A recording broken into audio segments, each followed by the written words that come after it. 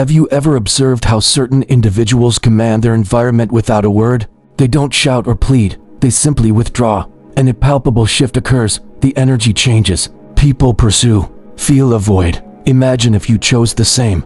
Deliberate silence over automatic responses, conscious retreat over emotional outbursts. What would happen when you stop being perpetually available emotionally, physically, psychologically? The world around you often enters a minor crisis because people are accustomed to navigating you through your predictable reactions.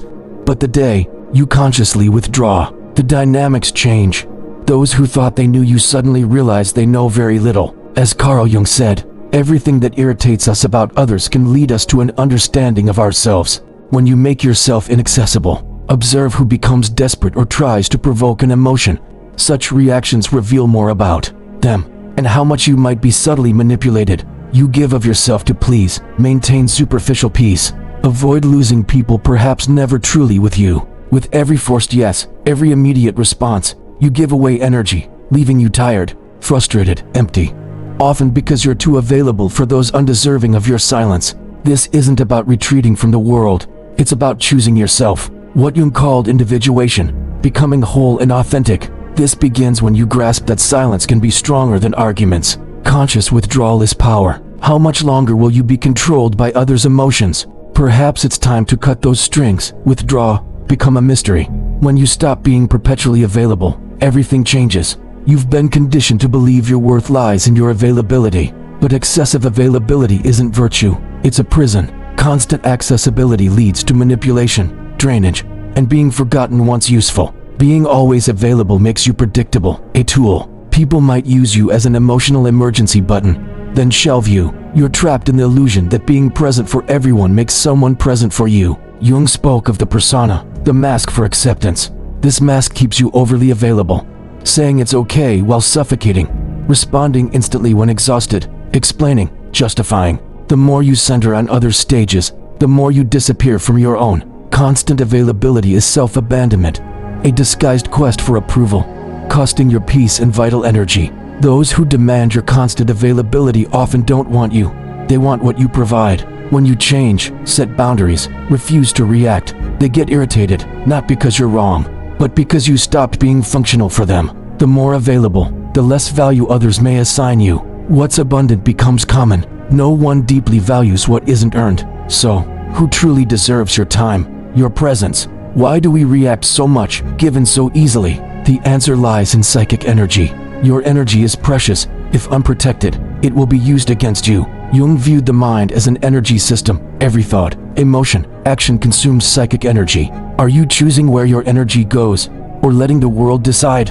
Impulsive reactions wasted defending against needless criticism, engaging in useless discussions, pleasing those who don't value you. Jung noted, that which you resist, persists. The more you react, the more you bind yourself to what drains you. Emotionally exhausted people aren't weak, their energy is misdirected. Exhaustion leads to vulnerability, easy prey for manipulators who sense you can't guard your energy. A healthy psyche conserves energy, saying no without guilt, remaining silent without feeling cowardly, observing before acting. True power is choosing when and how to act, requiring self-awareness of impulses. Losing sleep over unresolved conversations, ruminating. This is energy draining without return. Psychic energy, well guarded, creates presence, commanding respect. Mismanaged, you become reactive, fragile. Observe your triggers, where your energy escapes. Work on these points not to be indifferent, but selective, sovereign. When you conserve energy, you break others' projections, which bothers many, revealing silent manipulation. You believe your reactions are conscious, but often they are programmed. Opportunistic people trigger your exposed emotional buttons. Jung called one aspect projection, attributing to others what we don't see in ourselves. You become a blank canvas for these projections if emotionally available.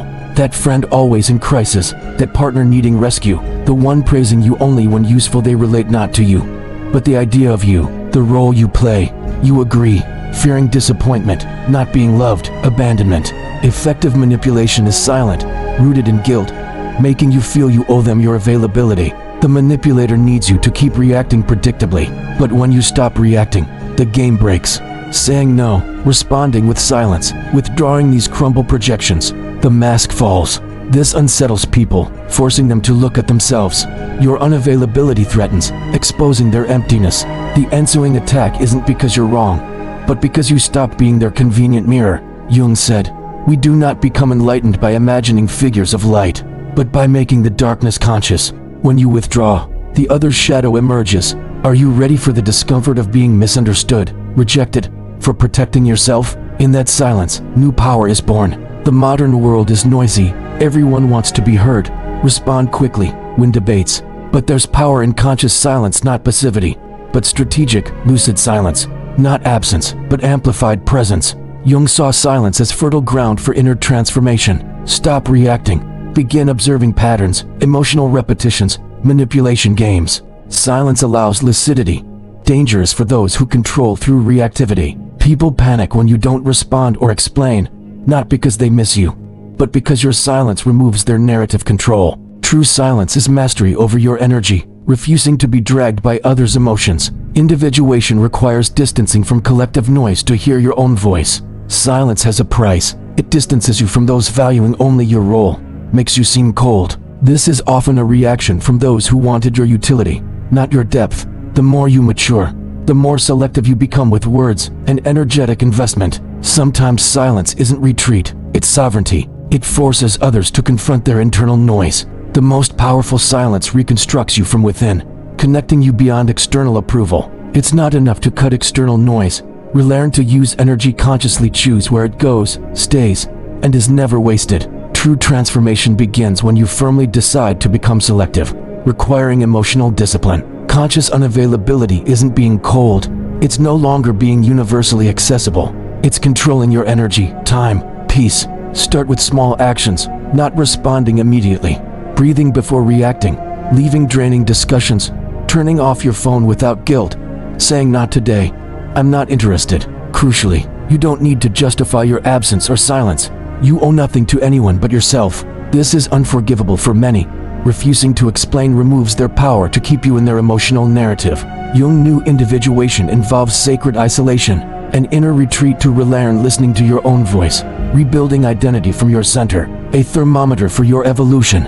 Observe who distances when you become reserved, who provokes when you stop reacting, who accuses you of changing when you protect yourself. These are signs you're freeing yourself.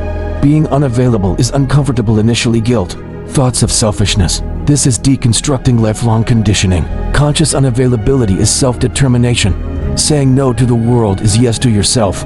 Withdrawing from toxicity reaffirms your peace is worth more than false connections. Stopping explanations earns respect, but your absence will expose wounds in others. Rupture may bring pain, loneliness, but you are freeing yourself. When you stop being available to everyone, profound changes begin. First, an uncomfortable silence. Gradually, it transforms, cleanses, calms, heals.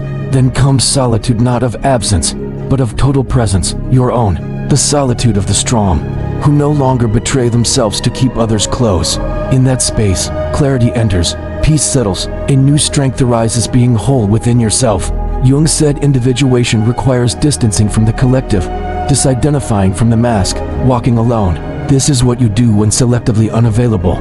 You're not fleeing, you're returning to yourself. You stop being a reactor and become a creator, shaping reality from within. Those uncomfortable with your absence reveal they wanted your role, not you. That's liberating. You lose people but find yourself. You distance from places but reconnect with your essence.